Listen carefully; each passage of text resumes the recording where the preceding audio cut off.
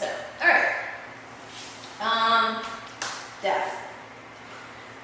So. What brings us together today? Yay! Sorry, that's like Princess Bride over Marriage. What brings us together today? That's one of the best lines. I really like that. So Jeannie's actually one of the people that suggested the topic of death. So I'm not blaming you. I'm just because I mentioned in the last week actually that a few people had brought it up, and you were one of the few, truly. So it was interesting, like when several people in like a 2-week period suggest, hey, let's talk about death. I'm like, all right, but we even said like it's got to be in the summertime because like our winters are really rough. You can't talk about death. And our spring is very brief. So it was like one weekend. That was a nice weekend spring. And here we are. So then, Jeannie, as it pertains to the topic then, what do you find interesting about the topic of death? We don't talk about death a lot in our culture. Well, American culture, for whatever, if you're from somewhere else and you live here, it might be different. But I find that people mostly talk about death when someone's dying, and I understand why, but it would be nice to, there's a lot of research on end-of-life care and all kinds of palliative treatments, and so just thinking about even trying to prepare yourself for where you're going and think about living meaningfully, but also talk about death, different philosophies of it. I think that's something that is really missing, at least from my cosmology. Yeah, and you're absolutely right. And so last week we actually talked to a gal, Gigi, who had a near-death experience. I mean, she calls it a near-death experience, but she was dead for 4.5 minutes. Let's just call that a death experience. Yeah. And how that changed her life. What we didn't talk about in that, what I thought about later, is like what she saw or whatever experienced in that 4 minutes. So here's the thing. The reason why I didn't press that was because she had mentioned it earlier. She had said, there was one statement that she said earlier where, and I'll have to review it, but she made a comment that said that implied to me that she didn't see anything. Okay. Or that there wasn't really anything to talk about or something like that. Yeah, that's the only reason why I had it all in my mind, like, oh, what was it like? What'd you experience? But then she made one little statement comment, and I'm like, oh, well, nah. Okay. But yeah, I mean, so it's interesting, like, she seemed to not experience anything, but maybe I misunderstood. And I shared the story about my dad. I think it was just with you, Jeremy, but my dad was in a car accident when he was in his 20s. It was after his mom had died, and this was back before seatbelts really were a thing. He went over a cliff or something like that. Car rolled. Because he didn't have a seatbelt on, he was thrown out. Otherwise, he would have been decapitated. And he was thrown out, and this is what I would call like a near-death experience. He did not, in fact, die, whereas Gigi did. She flatlined. But he saw the tunnel, and he saw an image and the voice of his mother saying, it's not your time yet, go back, Bill. Yeah. So it's interesting, like, I've heard people's experiences with near death or actual death. People have seen like butterflies or things that they call angels or whatever, and then that sort of drives like artwork or some sort of creative expression that they do afterwards. But then I've heard of people who say that there was nothing. So it's just interesting. It just makes me wonder, like, is it really driven by what you believe? And that's kind of what I kind of tried to ask that question of her, like, what was your belief system?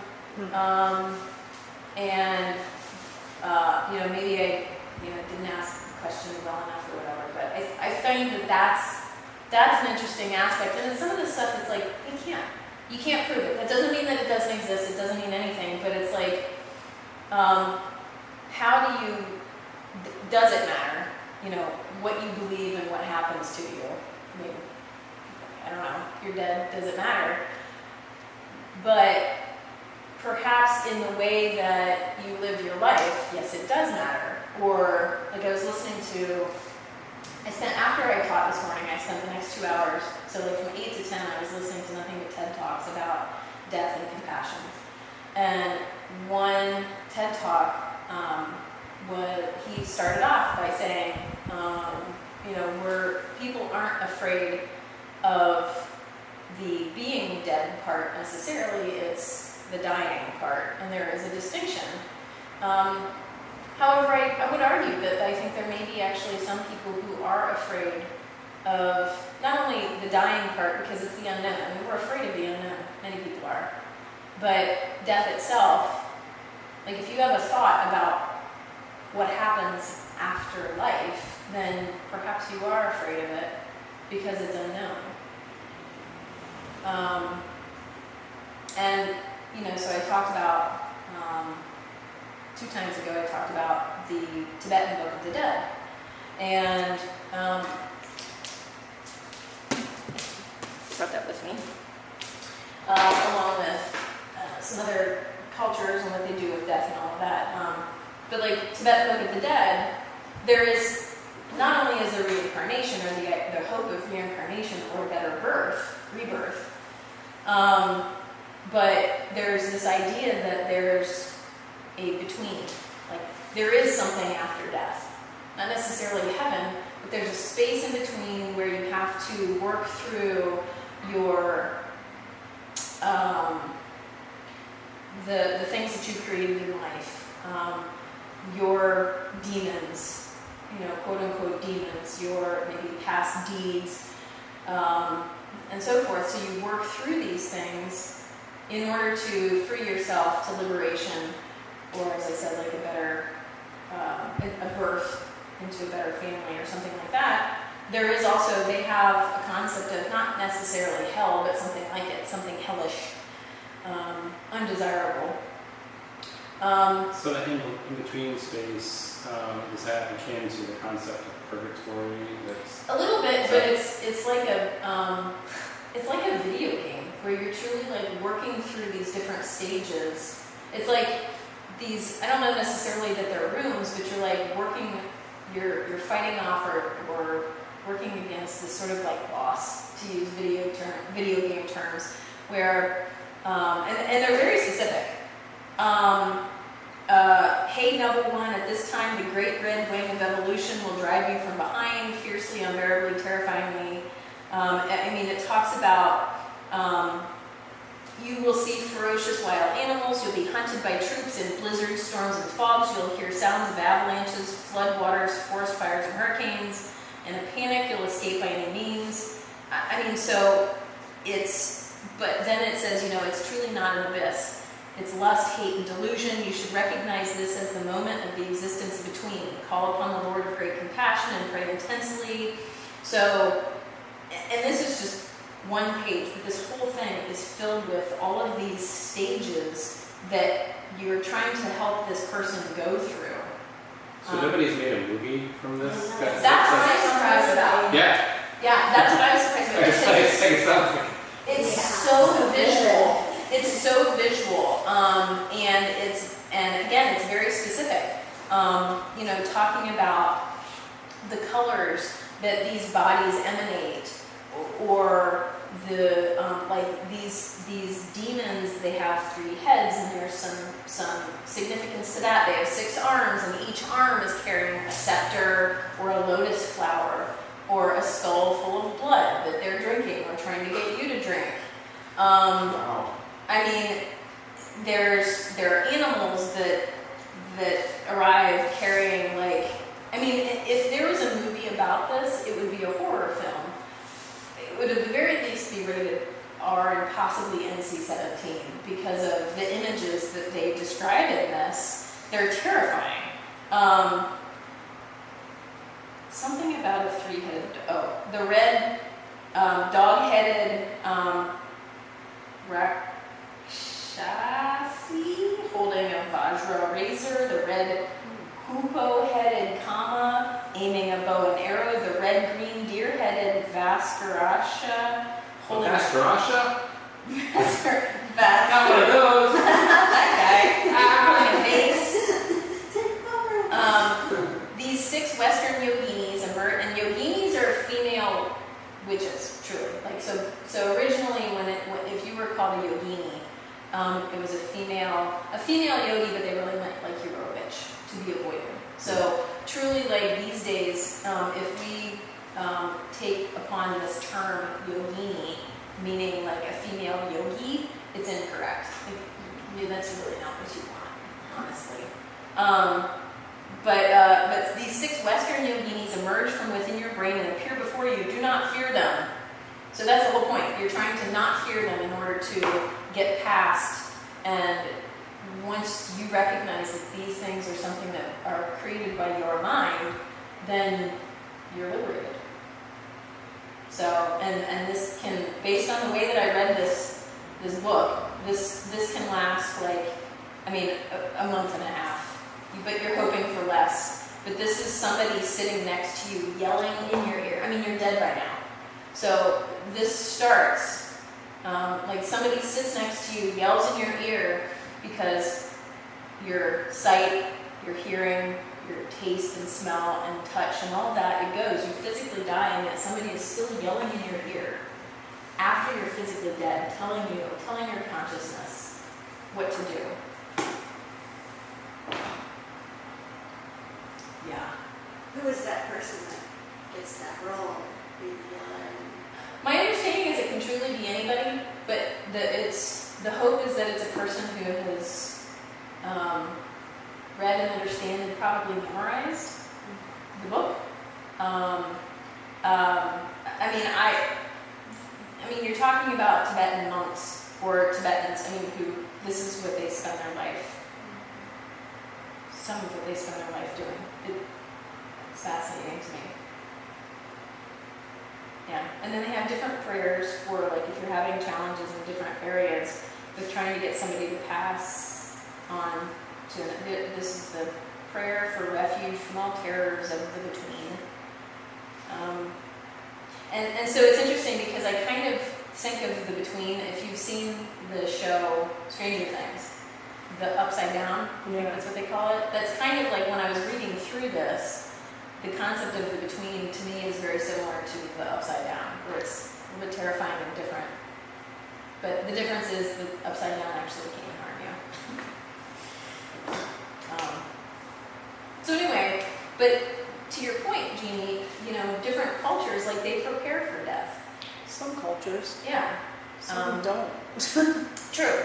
Like, for example, in Judaism, like, there is a sense of, like, if you go into a lot of the text, there's like a purgatory kind of, but like we don't really know how long it is, and it's maybe it King David's year, it's maybe not, right? Yeah. So there's sort of a lot of that, and then also it's like there's like Chinese hell, which is like very bureaucratic. Like there's these weird sort of figurations of hell or no hell, and Christian hell I didn't really grow up with, but I understand it to be pretty frightening if you truly believe it.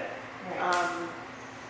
And then Jews also believe in some kind of reincarnation, but again, it's very esoteric. It's not like your typical, I went to synagogue and we talked about reincarnation. It was something one of my friends told me once, and I said, really? And then we never pursued it, but that there's something of that in like more of the deep mystical. Yeah. But otherwise, a lot of it's how to prepare after someone has died. So, washing the body, not doing anything to it to alter it, covering all the mirrors, not washing, rending your clothing, not, a lot of times not sleeping on a bed, when you lose your immediate family member. So like a denial of the self to mourn. But again, how many people even do that anymore? I'm not really sure how many people sit Shiva and do the whole death rites, I guess you would consider them. My family does, but once my grandma passes, I have no idea if my mom will do that. Right. I'll do it, but You know, I just think a lot of it's connected to community then too, Yeah. because then you have, typically you get a minion, you get a group of men together. It has to be men in most of the synagogues, like, except unless you're in Reform or maybe Reconstruction, but you need to get a bunch of men together who are past childhood age, who have been received into the synagogue, like the way that I guess people get confirmation, and Yeah. they have to say the prayers, like the mourner's Kaddish and things like that. So like, there's all this stuff that's bound up with even how to mourn that's so gendered, not everywhere, but Yeah. and community bound, so that if you don't have a Jewish community that knows you, and you don't have enough relatives who practice, then how do you do it? That's a very good point. I mean, because when you were describing like the detail and the steps and like these things right there, I would think on one hand, like, well, that's nice because if you're in the process of mourning, where you're just like, I don't even know what to do, Yes. then you have this checklist. You know, Yes. you've got these steps to do. But you're right. Like if you don't have a community, yeah, then that's a challenge. And I'm wondering would you be able to easily seek it out, or yeah? But I don't know. That's interesting. I don't know. I mean, there are synagogues here, but like I could tell you that if one of my family members like passes, I have to go back there. And let's say I had a family here, you know, that like one of my friends, whose grandmother passed away. She's from Brooklyn, and you know, she lived in Massachusetts. They had to bust down half of the family to go down to the family cemetery, because it's a Jewish cemetery, and the husband is down there, and you know, there's the whole, and then you have to go back down there a prescribed set of months after to unveil the headstone. Like you don't do that at the same time, Right. and so then you have to go back down there, right? And so it's just like a lot of these different, even for families who go into different directions in their lives and live in branches, live in different states. I mean, it could become really complicated to even coordinate, because you also have to get the burial done really fast, Right. because the body's not preserved in any way, shape, or form. Like it's just, there's no embalming, there's no, you know, you have a closed casket, it's never open. Interesting. Yeah. Like, I think that the immediate family can view the body, but I don't. And I think there's something around washing, like about, but I think that that's typically just performed by the funeral staff and the rabbi. I don't think that, I think back in the day, people used to, you know, prepare the body the way that a lot of folks do if they're Buddhist. From what I understand, you have to wash the body and prepare it with clothing. Even if you're, you know, a person is actively dying, you have to allow them in a hospital. Someone who's a nurse had training on that or something. And I think that Muslim as well, bathe the body, oils, white clothing, and then they're buried facing east, I believe. I think that that's the same thing in Judaism. It's about the not, they don't call it the rapture, but like this is the coming, you know, yeah. Pretty sure it's similar. Yeah. Specifically pointed towards Mecca, right? Mecca is nice, at least for the Right, Muslim. in Jerusalem, I don't know. It might be. It might also be something that has to do with where you. Yeah, I mean, I think that might be part of it. I know that there was there's some sort of burial point, and I can't remember what it is, but you have to bury a certain way in order for when Gabriel's horn sounds, you know, the whole thing, like that they can get out. Yeah, right. Which is like, I think part of why you don't do anything with the body, but I'm not, you know, it's all this stuff that like, you kind of come up in your own mind with like reasons for it until like you actually start researching it, which I haven't. Yeah. A lot of this was just from watching my family do it and talking to friends and kind of piecing it out. Yeah. So, I mean, I truly, like, I find death rituals absolutely fascinating.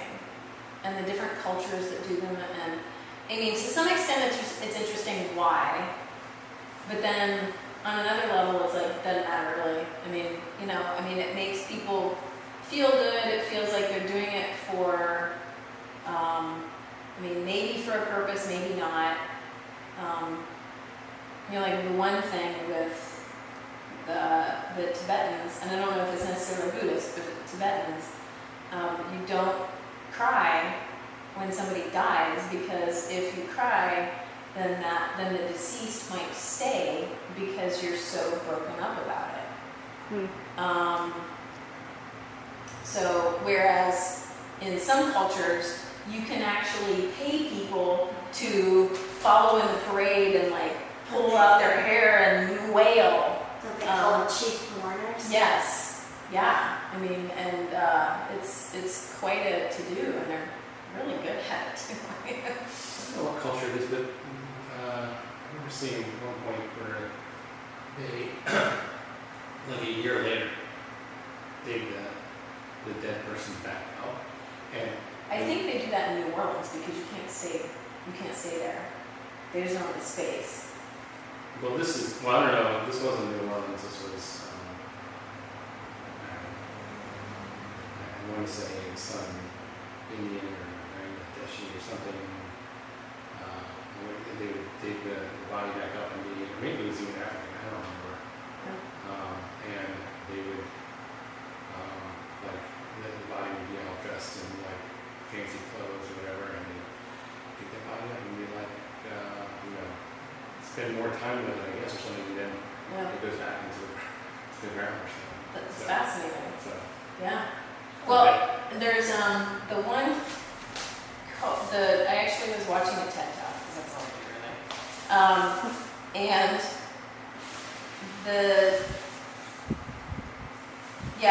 this Kelly Swayze is an anthropologist, cultural anthropologist. She had her TED Talk is Life That Doesn't End with Death, and she talks about this culture. Where did it go? I can't find it. The Tanah Toraja in eastern Indonesia. So if I'm remembering this right, her husband or something her husband is of this culture, and so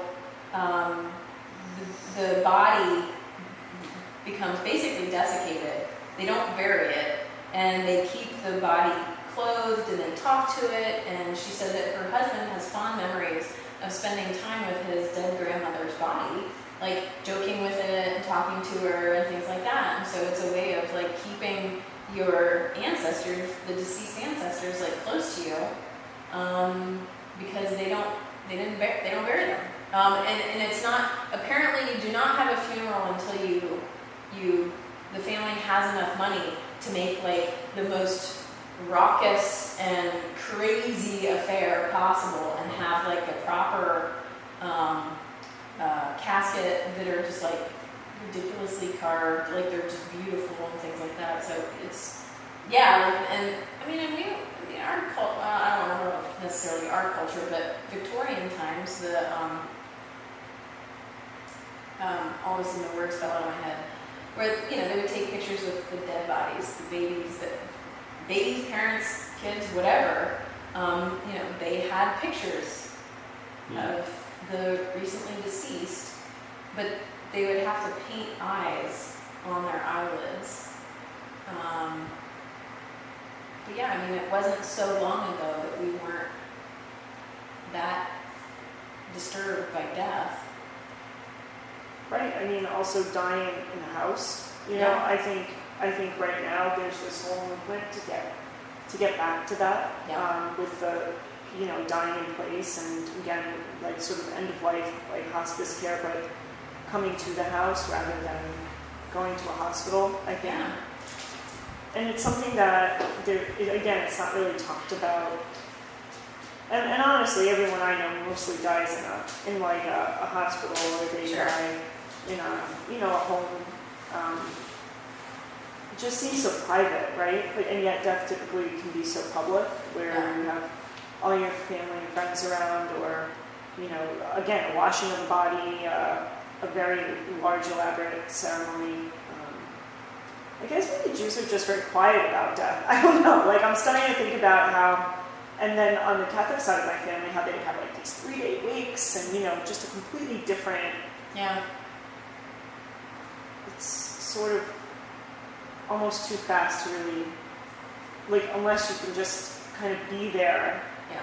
it happens, the burial happens within a day or two at most. Oh, sure. Um, Oh, yeah.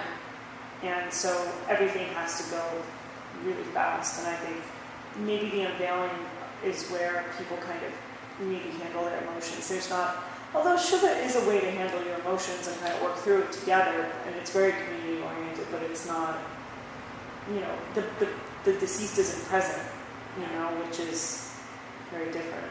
It's interesting the way that, you know, having it be so quick, like from my own experience, when my mom died on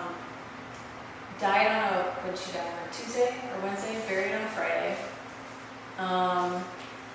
And like the whole time, like in between, there was no mourning because I had to, you know, I got together pictures and I had to put together all this and then write the thing. Yeah, like all this stuff. And it's like, it didn't even hit me until like much later. And you know, truly as I was thinking about it today, I don't even know yet that I've properly gone through any sort of mourning process. But yeah, like that then was just like, oh, wow, that was quick, you know.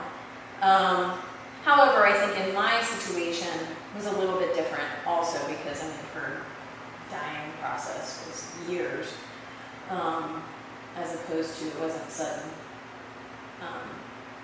But yeah, the different ways that people handle death, you know, even outside of just culture or religion, like my family, the whole way that it was dealt with was very organized. Like mom had a headstone probably 2 years before she died. And like all the paperwork was in order. Like there was, I mean, it was really like seamless. Everything, it was just sort of tidied up, which I suppose is nice. It was easy for me. Like I just got to, you know, be a daughter mourning my mother as best as possible. But yeah, it wasn't messy at all. But that's my family. I mean, that's the way that we do things. You're an only child? I am an only child. Okay. Yeah. So yeah, but like, you know, whereas some people, actually, one of my mom's nurses, her mom died, I think 2 weeks before mine did, and she was close to my mom's age, so it would be like my grandmother dying. And when her mom died, she had to deal with her whole estate in this big house and emptying things out and all of that, and like just thinking about hearing her story about sort of wrapping up her mom's death, like I felt, I guess, fortunate, but at the same time, like there was stuff left to actually look through. Whereas with my mom, like we had to move her so many times that we purged her stuff, and by the time at the very end, because she destroyed all of her things because of her dementia, like there was literally nothing left. Like there was like a little box of stuff, and I'm just like, I don't even know that these are her things because she ended up, like everybody took stuff from other people on the floor. So it was like, I don't know, like on one hand I'm like, at least I didn't have to deal with all that stuff, but on the other hand it's like, yeah, there's really nothing left. So yeah, just interesting, just a difference.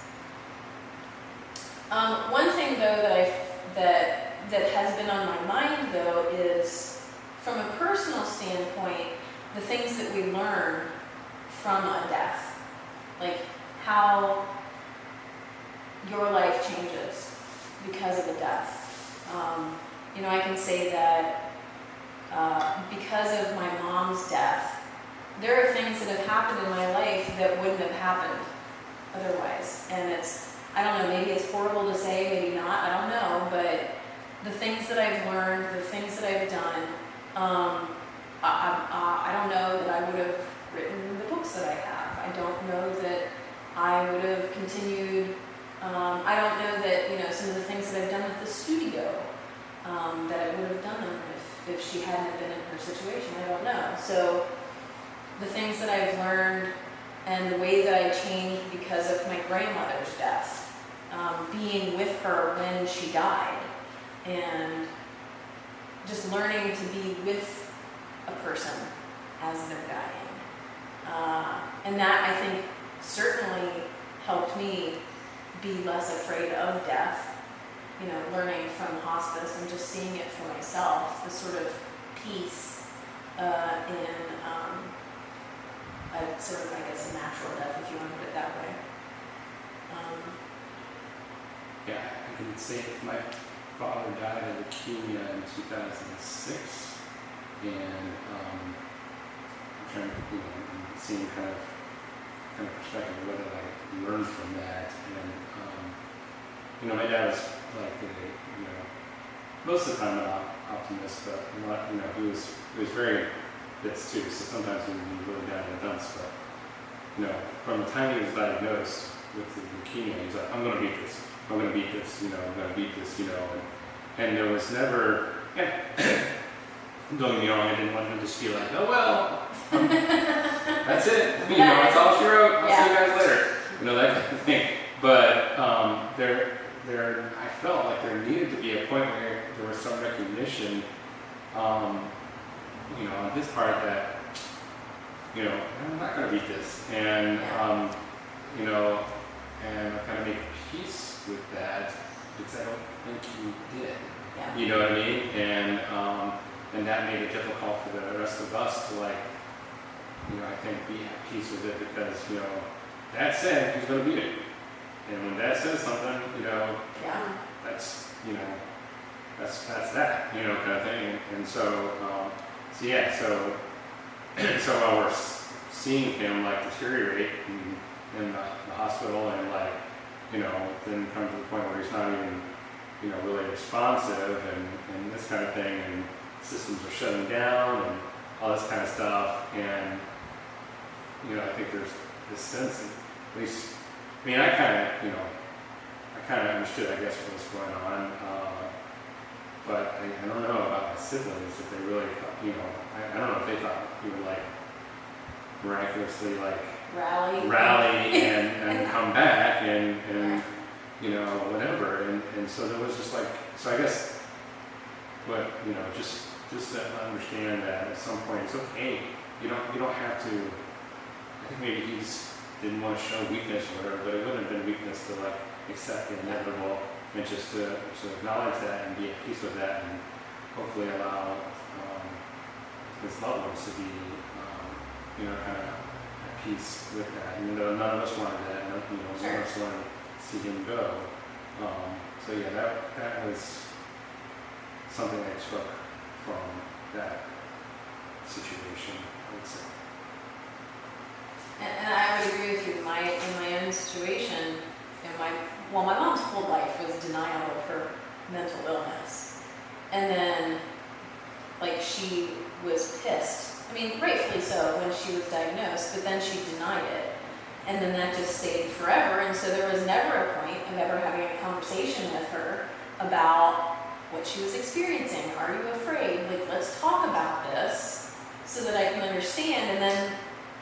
And then there's a point where it's like there's no way to talk to her because she doesn't understand words anymore. You know? And that was actually one of the things I saw in the movie Still Alice when my mom was in this. And one of the biggest things that I'm envious of is that, and this is a book based on a true story, is that the daughter asked the mom, you know, how does this feel? I mean, what is this like for you? And they got to have an open conversation. And, you know, the mom admitted everything, and she didn't deny the fact that she had something going wrong. And so that was something that I never had. And one of the TED Talks that I watched this morning, the lady talked about, it was a doctor, and her husband was also a neurologist, and a neurosurgeon, and they, like, when he was diagnosed with, I think, pancreatic cancer, I can't remember what kind, right off the bat, like, they agreed to say things out in the open, say things out loud. And, like, the first thing that he said to her was, and this is right when he was diagnosed, he's like, I want you to get remarried. And she's like, oh, I guess we're saying things out loud. And so then they just made that pact that throughout the rest of the process, that's what they would do. And I think it's truly like cathartic to like admit it and then be able to talk about it, because you know, one of the things that you learn when talking about not only just suffering, but in I don't know, just sort of communication, I guess, is that you're supposed to not talk to the person who's in it with you. But that's a problem, because like you guys are the ones that would know best what's going on. And so if you can't commiserate and say, like, you know, the books say that I should not talk to my mom and be like, God, this really sucks, you know, but at the same time, like, that would have been really great to say, because then she could have said the same thing back. So yeah, I wholeheartedly agree that open discussion about the whole process is, I mean, extremely helpful. Yeah, like I said, my experience, my dad fought that. I mean, you know, we were trying to get some financial things in order and some, you know, different stuff, and he just fought that. They had a little farm and chickens and hogs and stuff, and my mom's like, "You're in a hospital. I'm not taking care of the damn chickens. I mean, I'm here most of the time," and so I mean, he fought getting rid of the livestock, but it's just like, you know, it's ridiculous. Nobody takes care for them, you know, so it was just, yeah, that was like, you know, and I mean, I want you to understand, you did not want to give that up. Sure. And that was part of who he was, and I didn't want to acknowledge that something had to change maybe, I don't know. Yeah. But it was, that was hard. It was really hard. And hopefully, you know, I'm in a situation like that, my position like that, I'm not doing that same thing, I guess. And I suppose it's hard to say, but there is an aspect of your own death where you have to not be selfish, you know, and be like, once I die, like, I'm done, and everybody else has to deal with the mess afterwards, you know. So being able to, you know, and that's why they always say get your affairs in order beforehand, so that you don't have to deal with that kind of thing, like, you know. Get your will done and all of that. I mean, I have a medical power of attorney, all set up already. I've got my will. You know, for whatever it's worth, whatever stuff I've got, you know, because who knows, you know. Luckily, I don't have children. I don't know who's gonna have to deal with my mess when I'm gone. Does anybody else have any interesting learning experience that they've had from losing someone? Because my dad had Alzheimer's, and he also had mental health issues in his younger days. And he heard maybe doctors talking over him about him in the hospital about having Alzheimer's.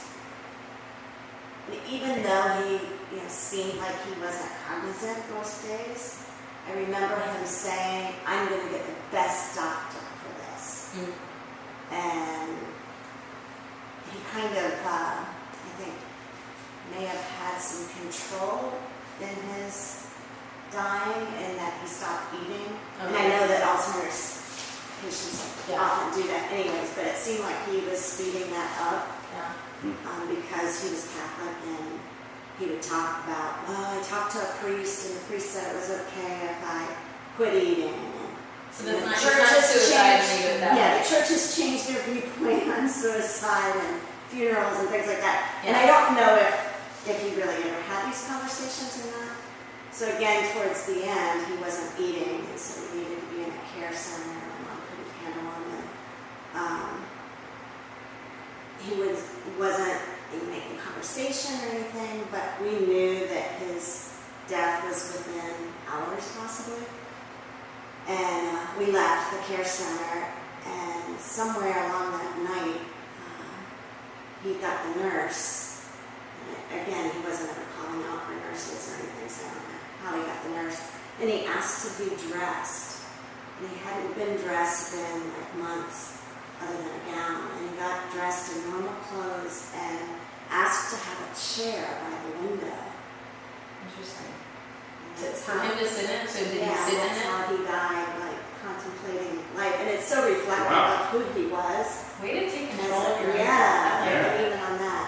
And then for my mom, she had cancer, and I knew that, it was, we had hospice come in, and I knew that it was within hours. It was the most beautiful experience, gut-wrenching, of course, but she thought that they were throwing her a party. And she described all the people. Tiger Woods was coming, and she got a little racy there, and I was just, she was having scallops, and having some chef prepare scallops, and it was just like, and that was true, or she thought that was true? That she thought that was true. Interesting. So I thought, well, I happen to have a boombox in my car, and I got music going. I thought, let's play this up. Yeah. So, that's wonderful. Interesting. But I always wonder, like, I guess you're aware that you're going to die, right? I don't know. I mean, That would be my thing. Like, I would kind of want to know too, so that I can well, I mean, stage. I mean, plenty of people, plenty of stories that I've heard are people that choose. Well, I mean, one of the perfect recent examples is with Carrie Fisher and her mom. Her mom died the next day. She said, I want to be with Carrie, and she died. There you go. Or people who die within days, weeks, months of their spouse, but they physically have nothing wrong with them. They just choose. And it's not like they're committing suicide, it's just that they choose, and then things shut down, and then there they go. But then also, with some of the yogis, and I'm not purposely tying this back to yoga, but we are in a yoga studio. However, yes, so it is sort of appropriate. But the ancient yogis said that they were able to know when they were going to die. And not necessarily meaning like, oh, I feel like it's coming on, but they knew like weeks, months, years in advance, like this is how I'm going to die. This is when I will die. So some people would probably tell you that they know when they're going to die or that they're in the process of it. I love the idea of being able to take control of the way that you go. That would be nice. Jeannie, have you had anybody in your family? Tons. Yeah. Tons, yeah. I don't have all my grandparents except for my grandma, who is very unhappy being alive, but very scared of dying. Yeah. Like my whole family, I was thinking about this, I'm like, my family is bad at dying. Like they're not good like my grandfather just sort of dropped dead at 50, heart attack, like he was getting up one day to go drive his cab, and he was a taxi cab driver in New York, and he just died. My stepfather just died at 41 when I was like, I just turned 16.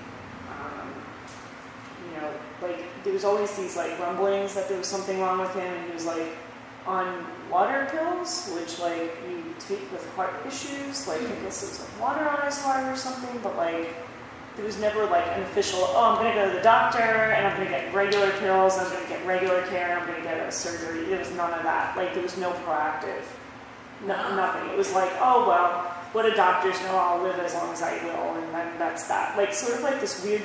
One can consider it defeatist, but another can consider it acceptance. But I mean, he had kids. He was married again to my mom. So like when you're saying, oh, it's selfish, it is. I think,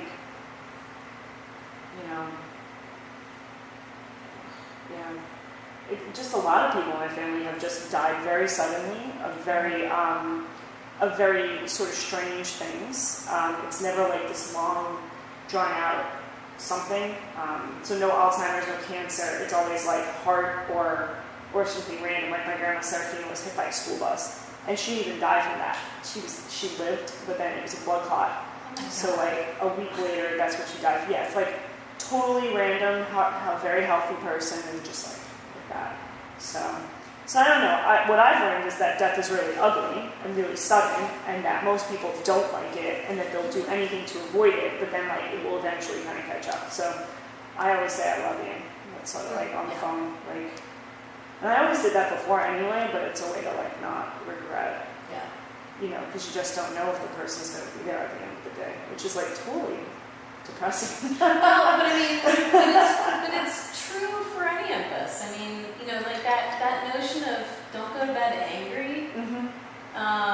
And like, I mean, one of the things, and I've kept this. I have a little traveling Buddha, and I've kept this fortune cookie thing that I got decades ago that says, "Tell those that you love that you do." Mm-hmm. Because like, so even in the midst of like some of the worst arguments and shit that Aaron and I would go through, like we always say I love you because at the end of the day I do. Like I hate you right now, but I still love you, you know? And that was true. And so, you know, he doesn't have to be 40, 60, 80, it doesn't matter. Like I mean he has to go walk and get us dinner food tonight. I mean he could get hit. Yes. I don't know. Yes. So, yeah, I mean, nothing is promised to us, and I think that it is important to just say I love you. I mean, one of the things my mom always told me was, "You'll miss me when I'm gone," you know. And as a teenager, that didn't mean anything to me, Mm-hmm. but yeah, she's right. Yeah, I mean, you'll miss everybody when we're gone. So.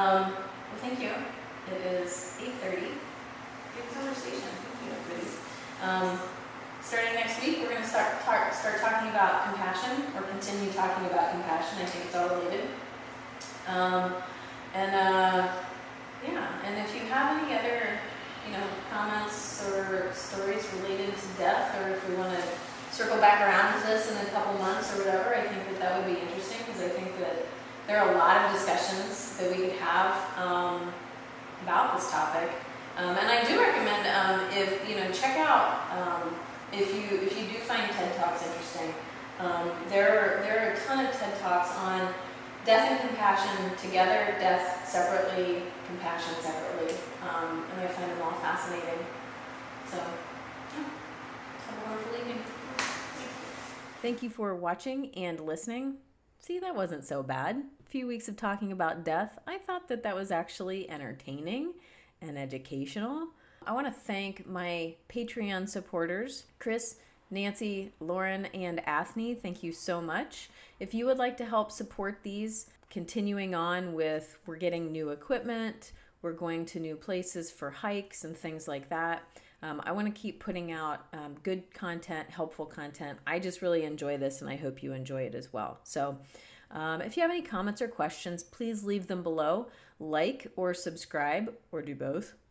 And next week's Yoga Talks, the beginning of August, start a conversation and practices on compassion, growing compassion, practicing compassion for yourself and for others, and even for people who are challenging. That is very important. You can't always be around people that you like. So again, thank you so much, and I'll talk to you next time.